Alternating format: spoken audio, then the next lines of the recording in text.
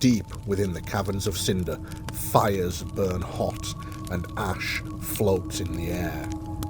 Somewhere within its ancient marble halls, a void gate stirs to life, and through the shimmering blue portal steps a man from another world.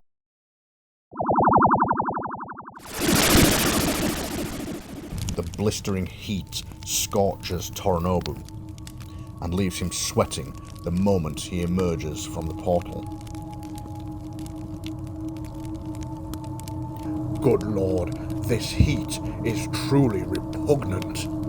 Yes, the name Cynder is truly appropriate for this world.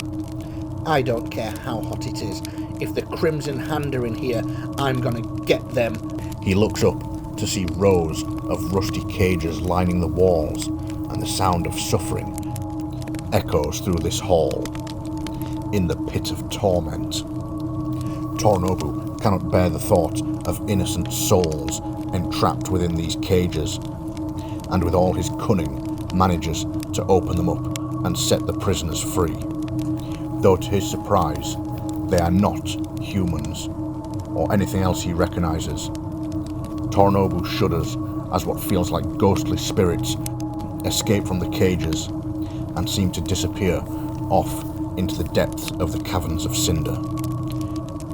Sally Mason explores further into Cynder, finding a short passageway leading off from the Chamber of Torment. Swampy heads off in another direction and finds a lava bridge.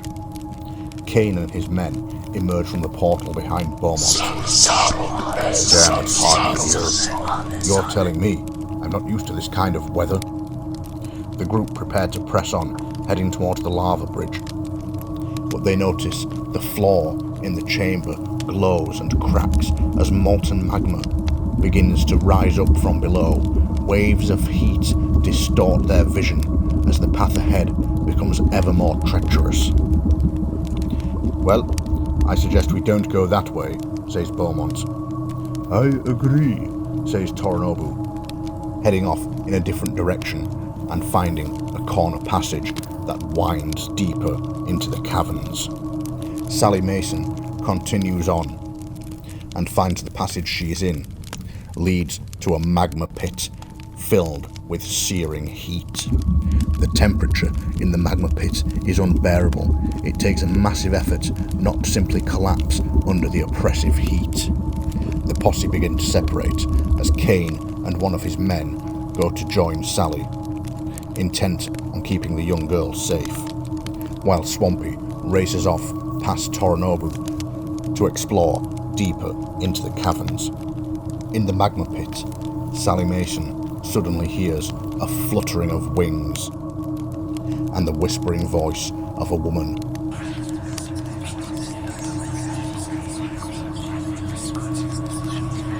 Why did you hurt them? Insane. She does not fully understand what she is seeing as the ethereal forms begin to take shape and become solid within the world of Cynder. A trio of Tengu on fluttering black wings emerge from the darkness, accompanied by the ghostly visage of a woman with extremely long hair and an elegant floral patterned dress.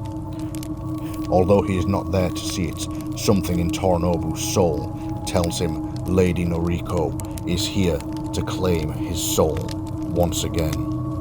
And from the pit of magma emerges a hulking great Oni, its skin red and blistering from the heat. Along with it are the blackened, charred skeletons of 3 samurai warriors. Samurai who once served with Torinobu before the man in black came to his home. Once again, I must face the demons of my past, Torinobu says to himself, preparing to head back in the direction of Sally Mason and the others.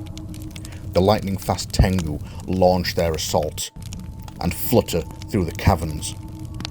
Their swords flash like lightning, and while Kane Winters manages to duck out of the way, Jack Johnson is not so lucky, as the cold steel blade slices him to pieces. "You goddamn son of a bitch, you'll pay for that," says Kane. Sally Mason quickly steps aside and manages to avoid a full-on strike from the Tengu's katana. But she is shocked at the sight of her own blood, as the blade grazes her arm and leaves a shallow cut down her bicep. Beaumont sees his allies in trouble and wastes no time coming to their aid. He opens fire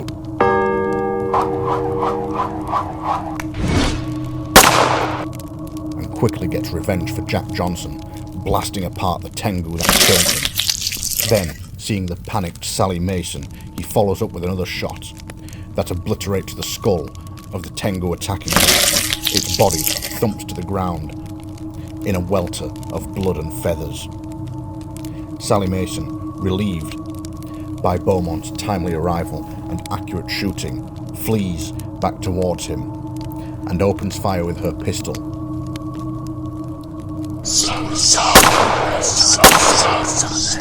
Putting several rounds into one of the undead samurai. The skeletal warrior collapses and lies on the ground, twitching. Tornobu feels a rising sense of fury and rushes into combat with the Tengu attacking Kane Winters. His swords flash in the dim orange light of Cynder as he unleashes his dark stone blades.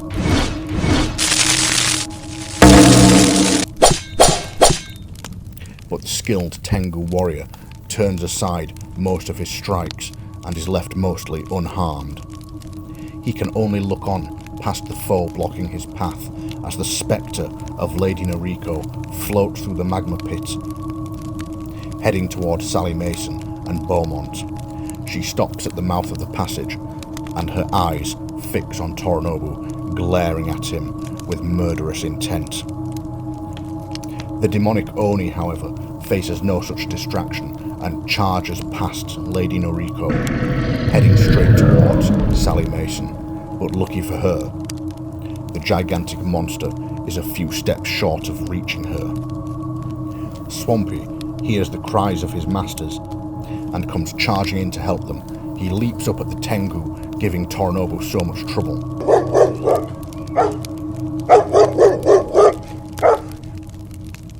And latches onto its feathers.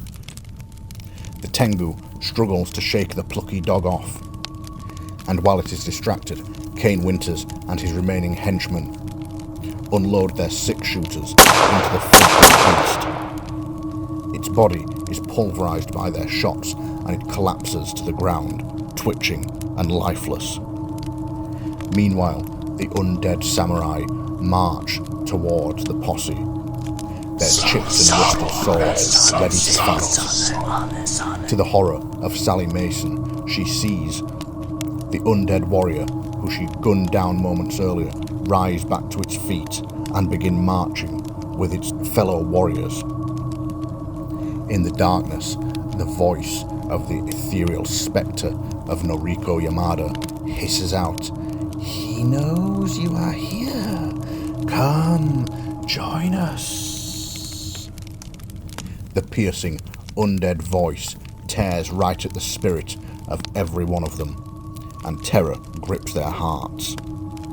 Tornobu, especially, struggles to maintain the grip on his sanity, but knowing his friends are in danger, he steels himself and prepares to continue the fight. With the Tengu dead, Beaumont seizes the initiative and backs up away from the fast-approaching Oni. He opens fire again with his shotgun.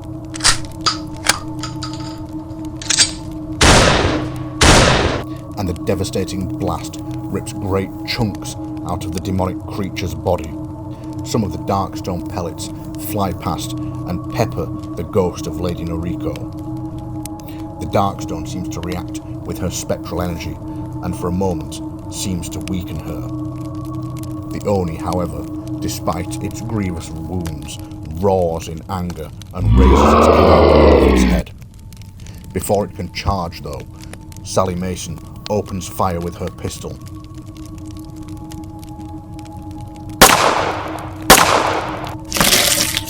And puts a bullet square between the creature's eyes that knocks it off balance, but to her shock, does not kill it. Torinobu sees his opening, created by the young girl's precise shot, and charges up towards the demon. His katanas sing the song of death.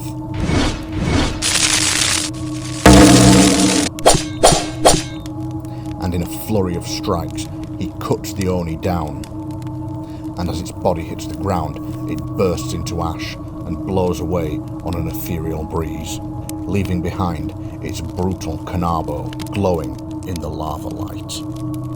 Torinobu is about to pick it up, but the spectre of Lady Noriko sweeps through the passage and strikes at him with her long, razor-sharp hair. Torinobu manages to turn aside most of the strike, receiving only minor cuts. Noriko-sama, you have become Haryogono. You must let go of your hate. You must pass on to Yomai. He pleads with her, but the spirit of Lady Noriko does not seem to heed this message. She is about to strike again when Swampy leaps up and clamps his teeth down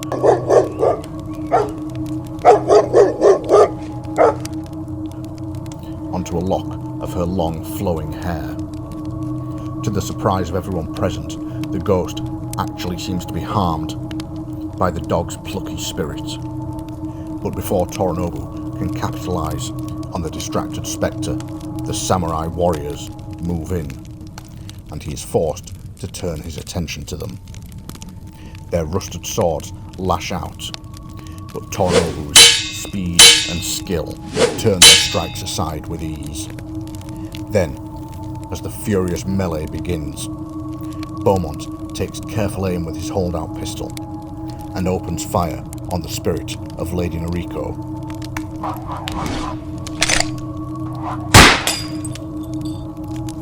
The ghostly creature screeches in pain as the bullet smacks her in the side, and a piece of her ghostly form dissipates into mist. Sally Mason joins Beaumont and opens fire.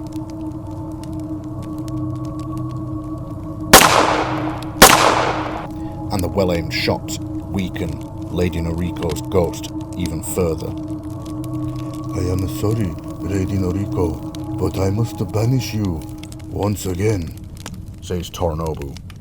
He grits his teeth and centers himself, preparing to execute the devastating dancing dragon technique.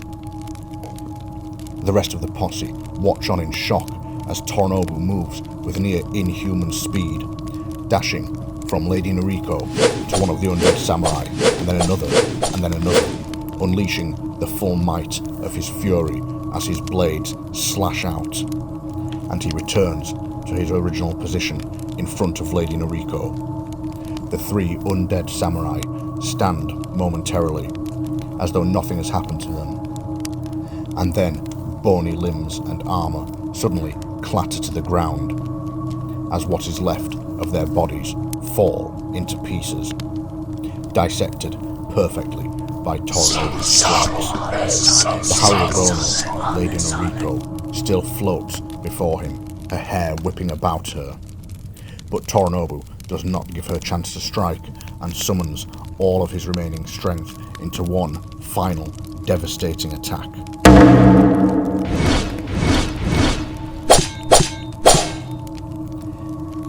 His blade cuts clean and parts her gossamer form into a fine, etheric mist. She is once again banished to whatever realm her restless spirit inhabits. Well, Torinobu, old boy, your lady friend sure picks the right time to show up, doesn't she? Says Beaumont.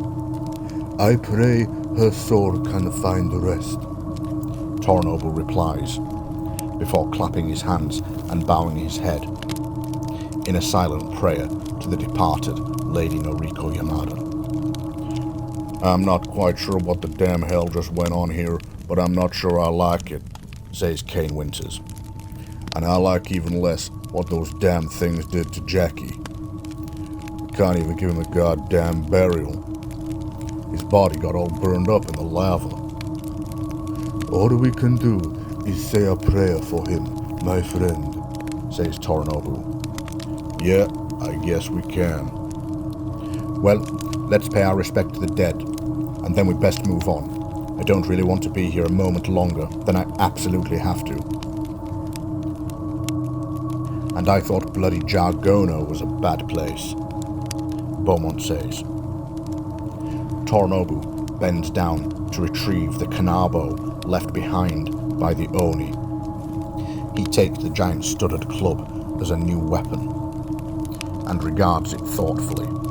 Then, turning to Beaumont, he says, I fear this place may be far more deadly than Jargono. And this is just the beginning of our journey into the Caverns of Cynder.